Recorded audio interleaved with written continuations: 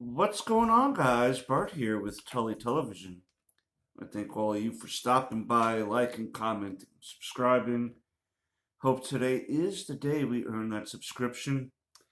But today we're going to be getting into a comic book review, Absolute Batman, issue number 2, written by Scott Snyder, Nick Dragato as the artist, Frank Martin as the colorist, and for this particular cover that I have is Fangson and Miller. I'm going to show you that there. Now, this is the first time I've come across, I guess this is something that DC does, or comic books does, and I'm not really sure, kind of the first time I'm coming across this. They do a double cover, I guess, where this cover is on top of this cover, and that cover was Nick Dragato doing that. If you missed the first issue review, uh, I'm going to try to remember to link that down below in the description box there. Of course, this will be on a playlist. And yeah, hold on a second. Oh, just trying to get my notes together. Basically, this issue opens up with Bruce at the zoo during that field trip that he wound up. I want to just make sure I explain it a little bit better. This video. The reason why they were at the zoo initially was because Bruce won this engineering competition, and where he created a little invention, right? And he won said competition, and that got you a field trip at the zoo. And when they won, the class won due to Bruce, he carried that guilt with him for forever, because if he never would have won that competition, they would have never been at the zoo, and then his father would have never passed away due to the gunman that opened fire at the zoo.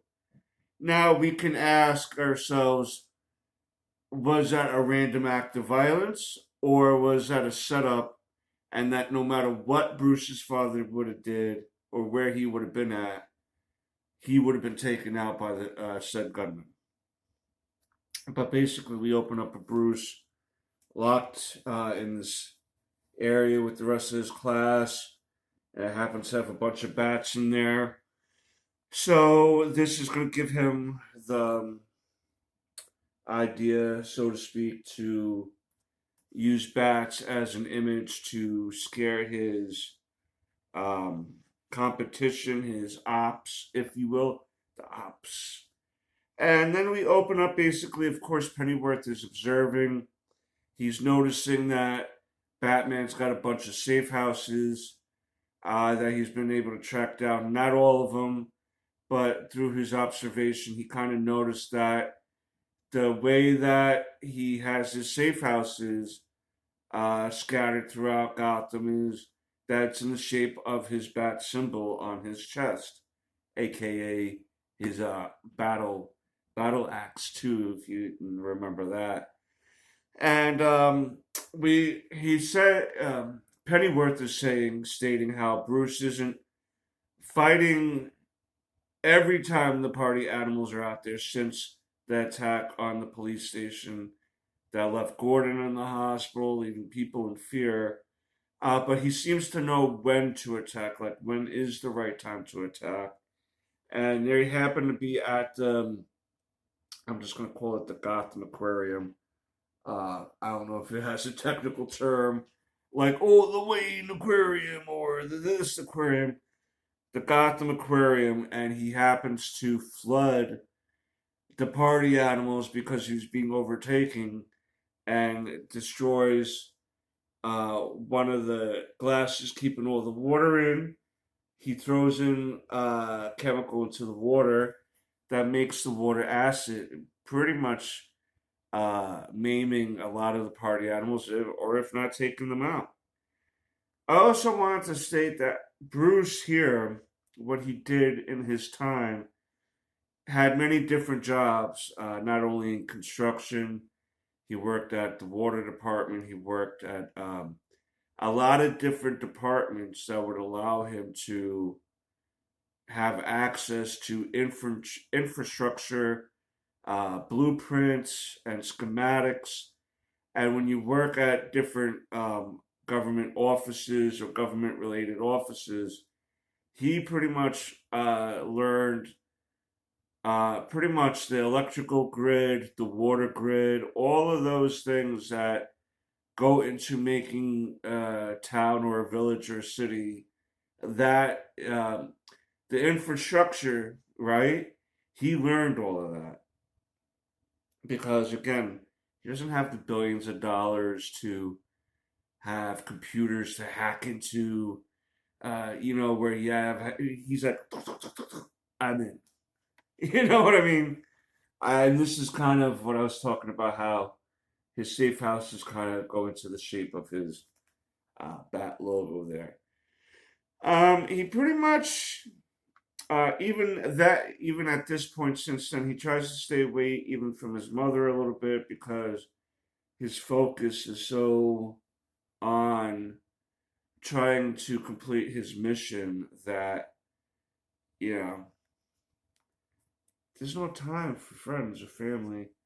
I also like how this, um, again, during a, interaction with the party animals, how it kind of looks like him. Like the Batman. It looks like the Batman. We get Bullock and Gordon and Barbara in the hospital because Gordon got put in the hospital at the attack at the police station. They're debating on what to do in regards to everything, in regards to Batman, the party animals, what, just are we going to use force? Are we going to have Batman's help, or are we going after him too? Even Mrs. Wayne, who seems to be very up there in social work and kind of like an advocate for Gotham, gotta remember, she doesn't even know that Bruce is, the Batman. Um, at one point, um, Gordon is reminiscing about how he came across Bruce and the screaming of him with the bats, and then with what happened. He said that it just stuck with him. We also get time period after the thing with the father, where his friends are trying to come over. Again, his friends are normally who we would associate as villains, like Oswald, as Killer Croc, as Selina. You know what I mean? We'll find out later on in future issues that matches Malone. In the regular comics, alias he uses in this universe is actually a living being that is one of his friends. And he's looking at the #1 medal that he got for winning the competition and throws it out and realizes that this is like when he's sitting there kind of like, man, it's my fault that my dad died. My fault, my fault. And it's not his fault. It's really not his fault. Here we take up a poker night with the boys. You know what I mean? One of his other friends is Edward Nigma.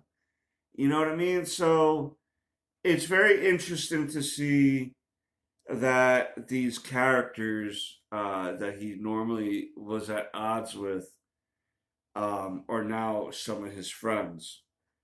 But what initially he's looking to do is figure out, because as Batman, he's going to say as Bruce, he found one of the Black Mask party animal helmets, right?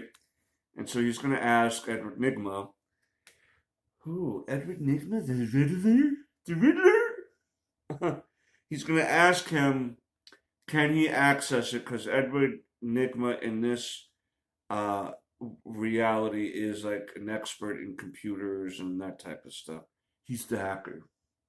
I mean, and it leads them to this building Bruce thinks he's all up in it, being sneaky. He enters one of the computers where the file says Arc M, like as in Arkham Asylum. But we don't necessarily know what that reference means yet in this particular reality. We just know that Arkham is now officially made an appearance, so to speak. But it was all set up by a Black Mask, Sionis. And basically what he's done is he's rigged the building with explosions. The cops are on their way. And basically Pennyworth is also there and is offering his help to help the Batman. And we get this badass, I'm going to call it the Bat Tank. Man, the Bat Tank. They escape out of the Bat Tank. And basically, we're not going to know what happens with Pennyworth and Batman until the next issue. But the last panel is Bruce's friend, one of his last friends that we get to meet, Selina Kyle, aka the Catwoman. And that's where we leave off with this issue. I really do dig this series so far, and I know it's up with some of the issues that are coming up, because at the time of this recording, it's up to issue like 8 or something like that, and it has definitely some interesting, unique takes on the relationships that Bruce has and where these characters are going in this particular universe. Let me know down below if you like this series. If you're a Batman fan, this really is a great jumping on point for you to get all those familiar Batman characters without worrying about all the past decades of continuity. You can just hop into this with a new continuity, new universe, new everything, and not have to worry about it making sense in the current Batman books. You know what I mean?